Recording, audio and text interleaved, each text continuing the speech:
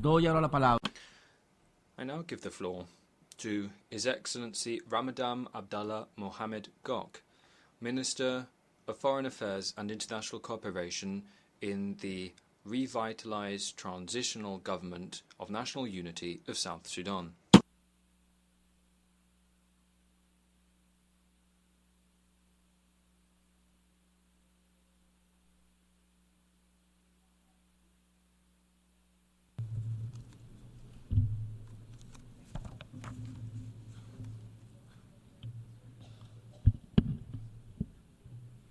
Mr. President, Mr. Secretary General, Excellencies, distinguished delegate, ladies and gentlemen, at the onset, allow me to extend warm greetings and congratulations on behalf of His Excellency Salva Kiir Mayardit, President of the Republic of South Sudan, to Your Excellency Philemon Yang on your election as the President of 79th Session of United Nations General Assembly. His Excellency President Salva Kiir Mayardit, President of the Republic of South Sudan, would have loved to be here but could not due to competing demands back home. Republic of South Sudan stand ready to support you during your tenure as at the helm of the General Assembly. Allow me also to warmly bid farewell to His Excellency Ambassador Dennis, who was the President of the 78th Session of the General Assembly of United Nations for his stellar work in service of the ideals of the UN Charter. We are especially grateful for his proactive leadership as illustrated by goodwill visit to the Republic of South Sudan in June this year, which he undertook in support of the ongoing efforts to consolidate peace, security, and development in our country. Mr. President, the theme of the 79th session, leaving no one behind, acting together for the advancements of peace, sustainable development, and human dignity for present and future generations, speak directly to the present state of global affairs. The ideals and values envisioned in the UN Charter are as important, relevant, and crucial now as they were at the founding of this noble organization on October 24, 1945. They remain essential to addressing serious global challenges from conflict, nationalism, geopolitical competition, food insecurity, climate shock, natural disasters, pandemic, and threat to the international peace and security. Mr. President, distinguished delegate, the revitalized government of national unity in the Republic of South Sudan, as repeatedly stated by the President of the Republic of South Sudan, His Excellency President Salva Kiir Mayardit, is fully committed to consolidating peace in our country. The implementation of the revitalized peace agreement on the resolution of the conflict in the Republic of South Sudan is primary vehicle for ensuring peace and stability in our country. Thus far, we have made tangible progress in our quest for durable peace and political stability in the country, but we have been constrained by resource challenges to fully meet key benchmarks of the agreement. Nonetheless, all the signatories to the peace accord remain steadfast in consolidating the gains made so far in the form of relative stability and joining hands to complete the rest of the outstanding elements. This unity of purpose was illustrated in the recent endorsement by the Cabinet, the Revitalized Joint Monitoring and Evaluation Commission, the RJMEC, and the Revitalized National Legislature of 24 month of extension of the transitional period, paving the way for the organization of free and fair general election that will be conducted in the Republic of South Sudan by the end of December 2026. The decision to postpone the elections, as previously scheduled for, was justified by the fact that essential security sector mechanisms and election-related institutions require more time to fulfill their mandate. Mobilization of funds to complete these important tasks that are critical to the conduct of free, fair and credible election in the Republic of South Sudan also demands more time. Most importantly, the process of constitution making covers a series of activities and require an adequate time frame for effective consultation with all stakeholders to ensure that a broadly accepted constitution is adopted in South Sudan. We therefore call on the United Nations and the broader international community to join us in ensuring that this new roadmap for peaceful transition in South Sudan is met by availing the required financial and technical support for the process. Furthermore, I am pleased to report that the revitalized government is currently engaged in robust and promising negotiation with the All-Out Group through the Tumaini Initiative under the auspices of the government of the Republic of Kenya to address all grievances and guarantee the return of those opposition leaders to the Republic of South Sudan. Mr. President, distinguished delegates, over the last year, the conflict in Sudan is the country neighboring to South Sudan, has created one of the worst humanitarian crises in the world. As stated by the United Nations and other United Nations agencies, as an immediate neighbor, we have been impacted by this conflict with about over 800,000 refugees and returnees crossing our borders on a daily basis, coming to South Sudan, fleeing from the war and settling in South Sudan. While we profoundly appreciate the efforts of the United Nations and humanitarian agencies working to elevate the suffering of the victims of this conflict, we strongly encourage support for the IGAD Peace Initiative to bring about peace to Sudan. Furthermore, we also believe that the international community's support for the victim of the war remain inadequate and unresponsive to the impact on the host communities that are also grappling with serious humanitarian challenges.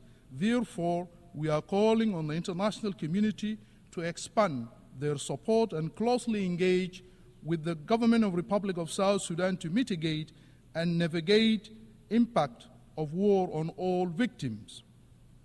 Mr. President, distinguished delegates, it's worth mentioning that the conflict in the Republic of Sudan has also directly impacted the economic situation in the Republic of South Sudan, with oil production significantly reduced since April this year, given the fact that our economy is entirely reliant on revenues that we collect from the sale of oil that pass through Port Sudan. We urge the international community to double its efforts toward resolving the conflict in Sudan. We further call for more solidarity with South Sudan as it struggles to overcome and withstand the dire economic impact created by the conflict in neighboring Sudan. Mr. President, in the last 70 years, 500 million people in Africa also have been affected by the impact of the climate change. As a result, South Sudan battled and suffered from devastating impact of the flood and the drought. Millions of people have been displaced and many lives have been lost due to the flood and the drought. Therefore, there is a need to scale up adaptation action and support to ensure an adequate response in context of the climate crisis. Moreover, we strongly urge developed countries to exercise greater leadership by expanding their financial contribution to the required global mitigation and adaptation interventions, as trillions of dollars are needed annually to tackle the crisis, restore trust in multilateral system. Mr. President, South Sudan recently conducted its first voluntary national review on the Sustainable Development Goals, SDGs, and the recommendation emerging from the findings are informing our immediate interventions.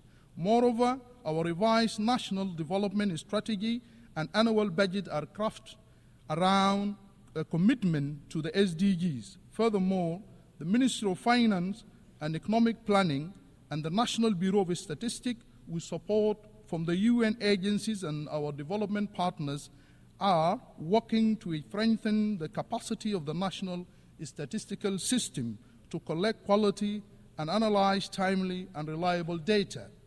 The government is actively mobilizing resources to conduct the national population and housing census, thus ensuring evidence-based planning and delivering of essential services to the people.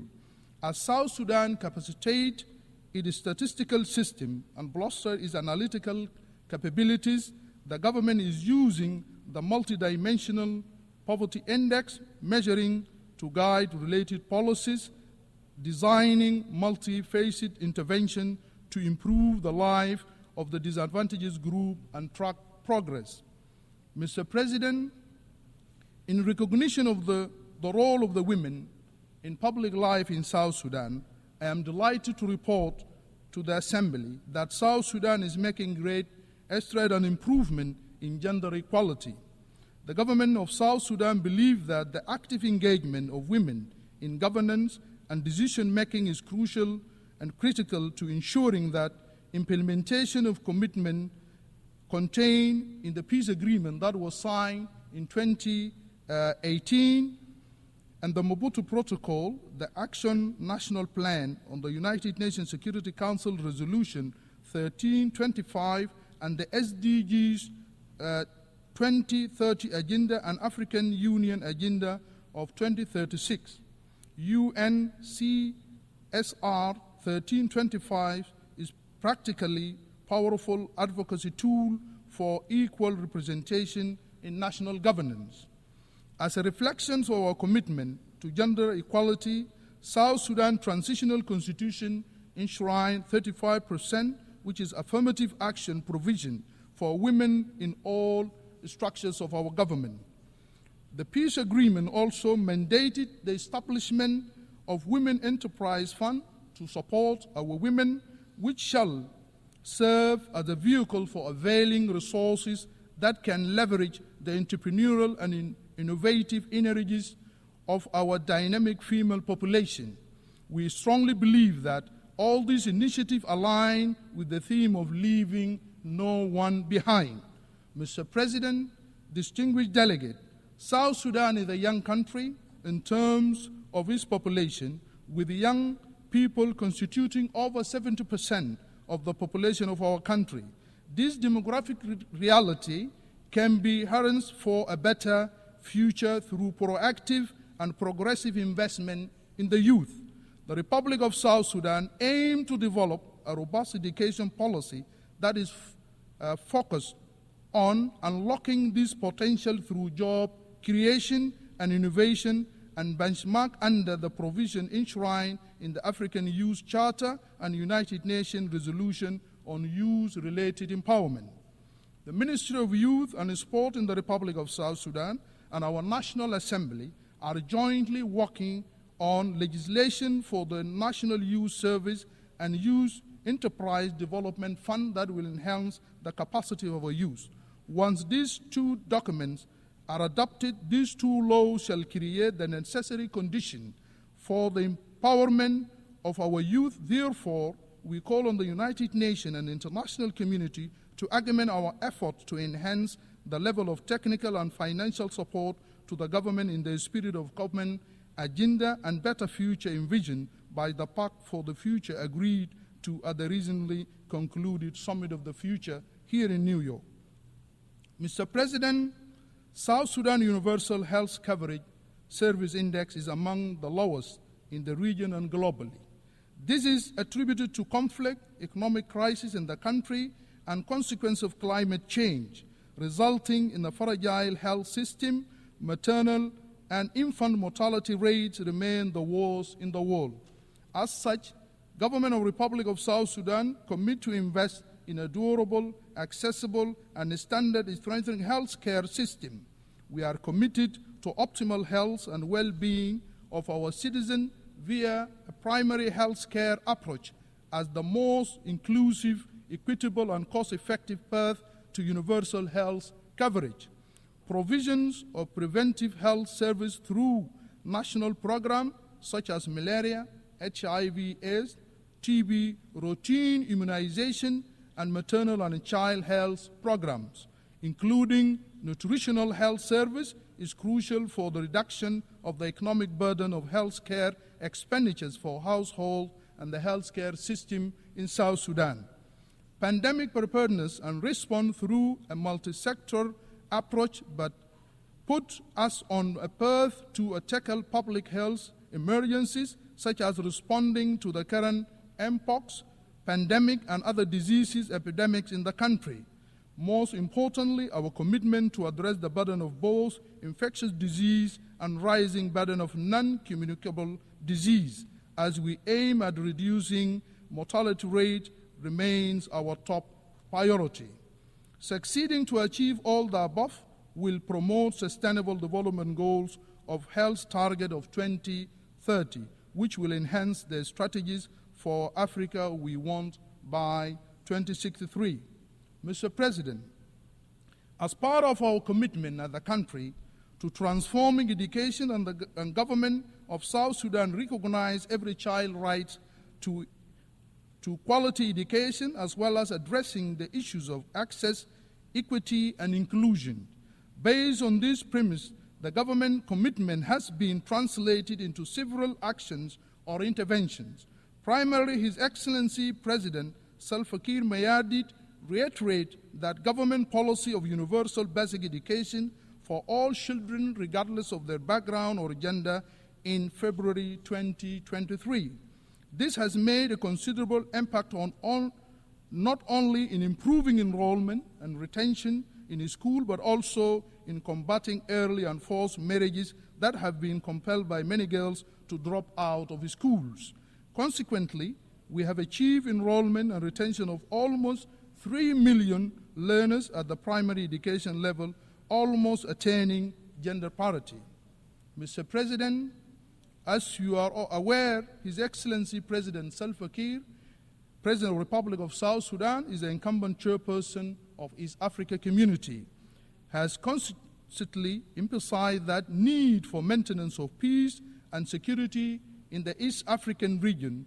The Great Lake and the Horn of Africa is his role that is playing.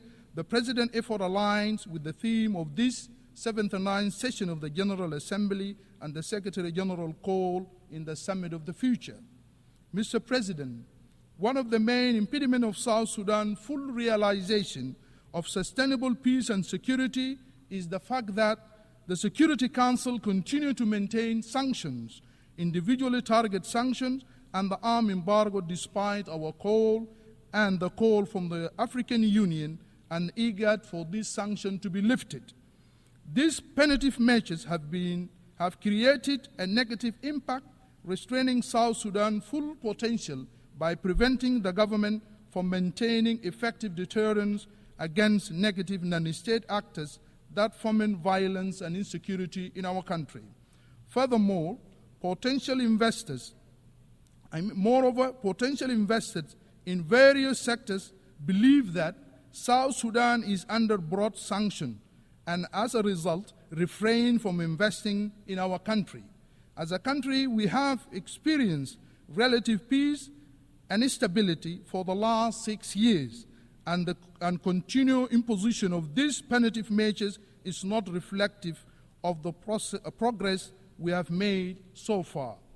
Mr. President, for any meaningful peace and security to prevail in the world, we urgently call for reform of the Security Council to be fit for purpose in today's global dynamic and realities. The United Nations has been an integral element in this effort, but it has to evolve in its processes and structures to more optimally address contemporary problems. It is in this context that we join the call for expansion of the UN Security Council to incorporate the voice of the African people in an equitable way that reflects the continent's weight and relevance in maintaining of global peace and order and security. Therefore, I want to hereby state that South Sudan support the African position and equivocally that most optimal way to restructure the Security Council. The reform proposal announced recently, which grant Africa 2 permanent seats at the Security Council without veto powers, is counterproductive and falls short of the spirit of inclusive and equitable global governance that we have been calling for. This only exacerbates that current inequalities and equities and fail to achieve the elusive consensus and cooperation required at the Security Council. South Sudan therefore called for a text-based negotiation which is more viable and will lead to the Security Council with enhanced credibility and acceptance. Mr. President, in conclusion, I wish to reiterate that our appreciation for your leadership of this 79th session of the United Nations General Assembly, as well as express our commitment to advancement of peace, sustainable development, and human dignity for present and future generations. I thank you. Muchísimas gracias al ministro de Relaciones. I thank the Minister of Foreign Affairs and International Cooperation of the revitalized transitional government of national unity of South Sudan.